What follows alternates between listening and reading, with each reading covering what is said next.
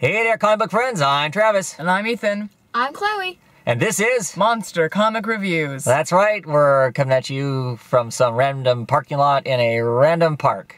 I have no idea where we are. Yep, there you go. And we're going to talk comics for the, I want to say, second week of October? It's either the second or third week of October.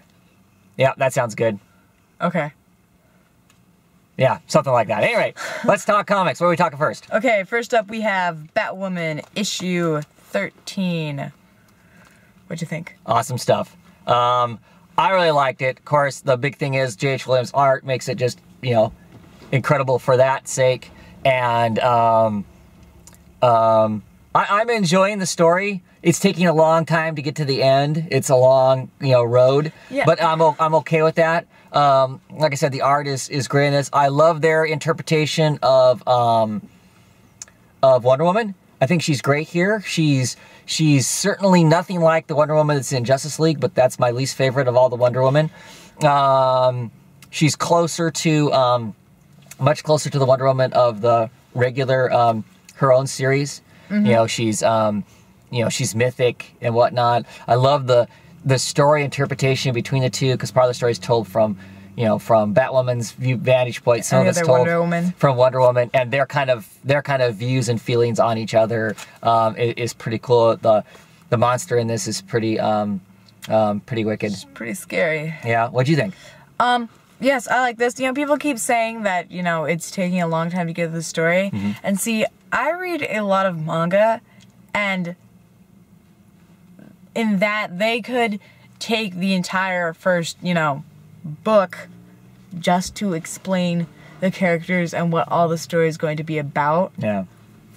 So, I don't know. I don't feel that it's going slow at all.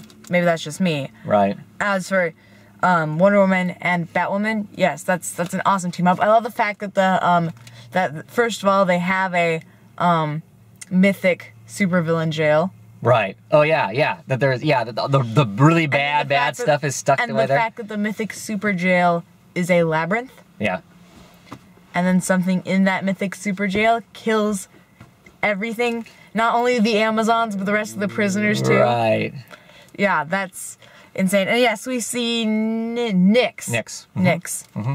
Yeah, and her scary, horrifying centipede. Shadowy, buggy centipede things. Yeah.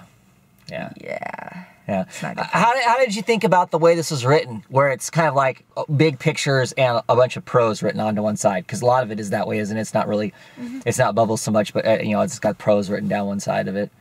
I didn't mind that. So do you feel like that pulls away from it being sequential art? Not really. Yeah. Yeah, no big deal to you, right? Yeah, no, okay. Not really. It doesn't bother me either. I know some people that were venturing off into it being a picture book as opposed to it being sequential art and whatnot. I think as long as they don't do it too much, too often, that if this book becomes, well, who am I kidding? Even if it becomes a book where it's a giant spread with pretty pictures on it and some words along the side, I'm still going to be happy with it. Yeah, yep. Who are we kidding? It's still a gorgeous, book and whatnot. And I felt that it was okay that they had those things because with having those big 2-page spreads, right. They showed just how big the labyrinth is, right? And just how smothering the centipedes of Nyx are. Mm-hmm. Yeah. So, also for the record, I love the way J.H. Williams draws Batwoman's smile. Yeah. Not Kate Kane's, Batwoman's. Yeah. She just has this smirk, and I just love the way that's drawn. Right. Yeah, it's pretty entertaining. What would we rate this book? I'd give it a 4. Strong 4. Yeah, I give it a really strong 4 too. Like I said, I'm enjoying where it's going. I'm excited. We're gonna get another issue with Wonder Woman. It's a Wonder Woman and Batwoman team up with J.H. Williams doing the art. Yeah. And the team up works. It's not like really that necessarily the Batwoman saving her in some hokey way. Because come on, it's Wonder Woman and Batwoman. And I love the fact that Batwoman feels in over her head. Yeah. Oh yeah. as it should be. She's going up against Greek things and whatnot. I also like the very beginning, just to bring up, I also like the very beginning where she's talking about the fact, oh my God, here's Wonder Woman. You know, she's extreme, her skin is perfect. She's gorgeous. I mean, because obviously, you know, Kate likes women. She's gorgeous. All this stuff about how perfect she is. Man, I wish Maggie was here. Yeah. You know, I mean, she's still, you know, I think that's great. So I'm really excited that we're going to get yet another team up, you know, continuing with the two of them. I can go on with this for a long time as far as I'm concerned. Yes, so. I could too. So that's pretty exciting. I would give it a definite, very strong 4. Yes. Okay, what's next? Next up we have Birds of Prey, issue 13. What'd you think? Well, unlike, you know, Frankenstein, or Justice League Dark, where it's just gotten better and better and better, or even Red Hood and the Outlaws, where it's like, yeah, this book is awesome, and then the next issue you're like, why?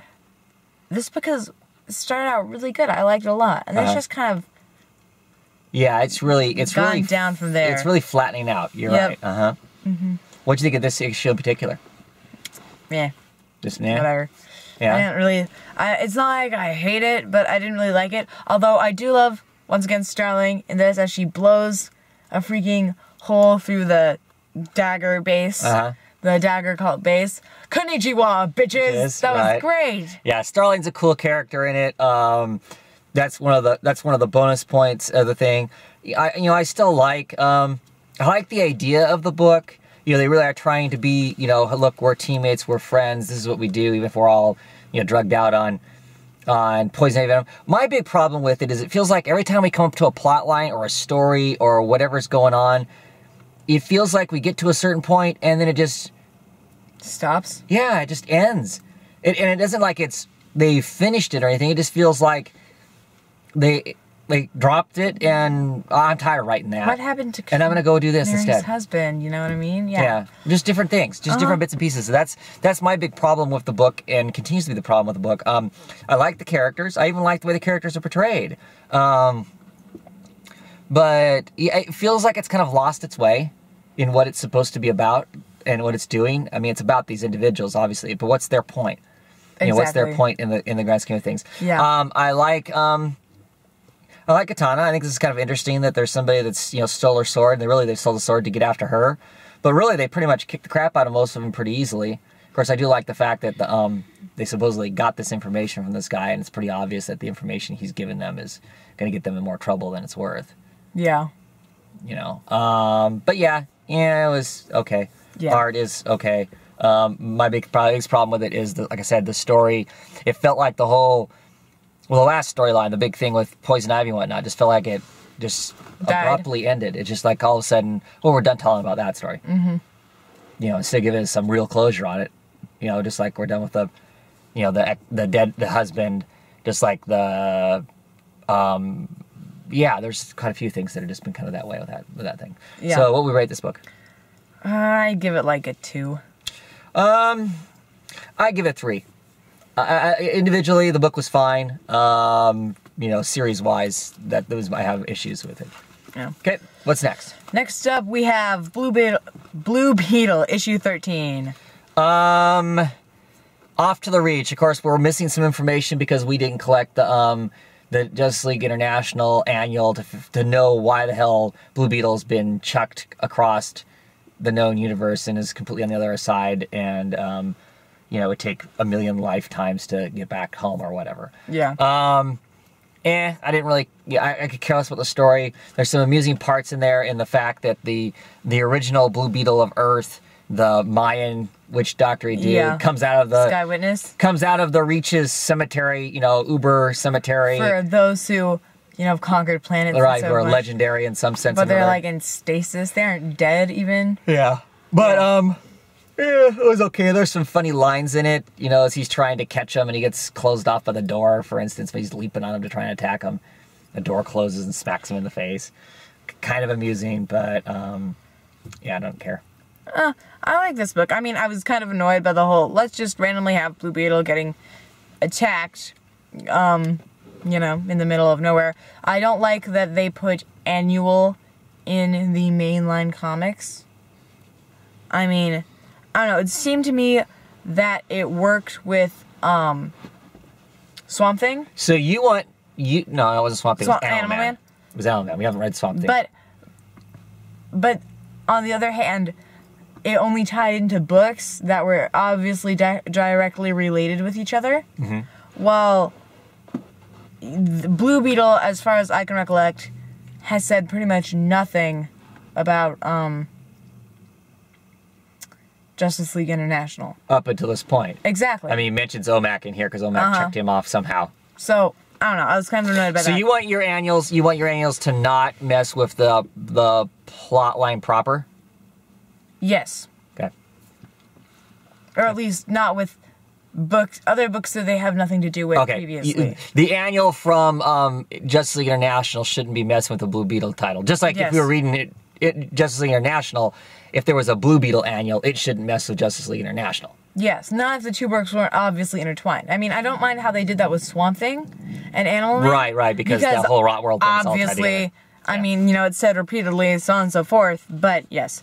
And I love the fact that, yes, Sky Witness is breaking out and coming back to get his second skin. Mm-hmm. Also, I think Reach World does not look like a fun place at all. Yeah. Reach World just doesn't... Yeah, no, all the planets colliding together. Right. Also, I think the Blue Lanterns, the fact that they shoot the curing beams, right, and the fact that it qualifies the Scarab as a parasite, and therefore a disease. Sure. I thought that was a really interesting idea. You're right, idea. Actually, that is a pretty cool. That's a pretty cool idea. I thought that was pretty cool. I mean, yes, there was some things in this comic that I didn't like, but overall, I enjoyed the comic. And, I think finding some stuff out about Reach World was kind of cool, because, as far as we've seen, there was just kind of this place over here, and that was the Reach. Right. And all we really knew about them is that they had scarabs, and that they conquered planets. Right. And that was it. So getting some backstory on them was kind of cool. It's gonna roll down a window, but it's not gonna roll down for me. Yeah, brand new car, the window doesn't roll down. That's awesome. Okay. Oh dear. Anyway. Yeah, so what would you give this? I would give it a week 3. I'd give it on the stronger side of a 3. Okay. What's next? Next up we have Captain Marvel. Marvel? Marvel. Captain Marvel. Captain Marvel number 5. Earth's Mightiest Hero. Yeah. So, what did we think of this? Clay, what did you think of this one? This is one of the ones that you read. Yes, it is. I like it, but sometimes the timeline that's going on in this gets a little confusing, like where we are. Right. Where in time we are? Because the last issue we were still mostly in World War II, right? Yeah. And now we're like in the 60s with a pub with the lady who's trying to get them the rights to fly in right somewhere. Yeah. Well, Captain Marvel is still searching for her machine. Well, she's trying to figure out. Yeah, she's trying to figure out what's going on and how she's supposed to get herself back. And stop messing with the timeline.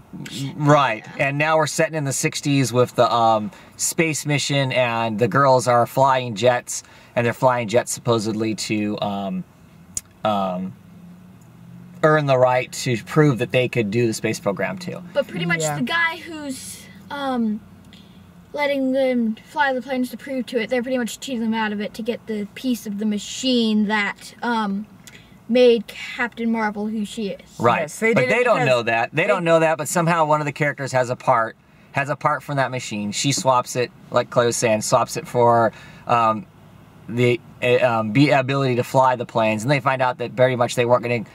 It was just to make them happy, but they weren't ever going to let them do the space program or anything like that. So they decide they're going to go in and get the get their part back. Yeah. Love the line that comes after that. Which is what? She punches him. Yeah. They go to the Helen Cobb. Helen Cobb, I'm going to interrupt you here. I'm not going to steal your thunder, but I'm going to explain it. Helen Cobb and Captain Marvel go to NASA, basically. Go to NASA to get the part, and they break in, and they talk about their plan, and Helen Cobb. Let Clay go. Helen Cobb, what her plan is she punches the security guard in the face with brass knuckles. Captain Marvel's response, brass knuckles? That was your plan? Your plan is to punch him in the face with brass knuckles? Your plan was hit him with brass knuckles? That was hilarious. Yeah, I thought I was going to die. It was pretty good. I wasn't that confused by the timeline. I mean, although I do kind of wish they'd made the fact that right under the thing, the little place saying where they are and what's going on and whatnot, that they'd highlighted 1960, because they have 1960 written there. Right. But yes, exactly. See, I wish they'd made it more I prominent. couldn't find it. So, but yes, it was great. I'm sorry that I complained about the covers. Actually, a lot now, because now I have no problems with this cover. I like it, but the art inside, I don't. It was a different artist. Yes, it was Emma Arroyos, I think, was who was the artist. You know, I didn't mind the art in it. I thought it was fine. I mean, the whole comic has always had this kind of dark feel artistically to it, which I've always found was strange for what it is. But you know, but I enjoyed that, and actually, I was kind of around issue 3. I was kind of wavering on this book. I'm actually really enjoying it now. I like the storyline now. We're in the 60s. This piece of the machine that she's gonna, you know, will ultimately turn her into, so at the very end, plane flies over again. It's the plane that Helen Cobb originally had. T6. Right, the T6, which also Captain Marvel has been using also. Yeah. It flies over them. It actually warps them both in time again. And now we're at a scene where the original Captain Marvel, is going to turn her into, they're at the point where She goes from being regular Carol person. Danvers to Miss Marvel. Right. And they're going to witness it. Yep. So now things have gotten really strange as far as, you know, Timeline the whole problems. stepping on the butterfly thing and what's going to happen, right? Yeah. It's a pretty good comic. Uh-huh. What would we rate it? I don't know. What would you give it, Chloe? What number do we go up to? 5 being the best. It's the best comic you've ever read, kind of a thing. Or 1 or 0, and as in... Your life is worse for reading this yes, comic. it actually... And 3 basically average. 4? 4. Above average? Yeah, you know what? That's what I would give it too. I actually really enjoyed it. I think I'll give it like a 3.5. I think I'd give it a 4 if the art was not this art. I didn't mind it. I didn't mind it because it was consistent all the way through it, at least. But you're right, it's different. It's different than the stuff has been. Okay, what are we talking about next? Our final book for this section is Catwoman, issue 13. Prologue to Death of the Not Family. What do I want to say about this book? I liked it. I think it's interesting that, you know, the Joker's there messing with her, dropping these toys around and whatnot. I think Catwoman is crazy for keeping the toys. If I'm out randomly doing something and suddenly these toys show up, they're part of your dead best friend stuff. Would you collect them and just keep them around? No. Well, I don't know. Maybe the cat, because I think you can effectively search the cat without breaking it. But the robot, and then it was projecting her image into the sky. Yeah, like a Catwoman. I wouldn't keep that. I wouldn't take that with me.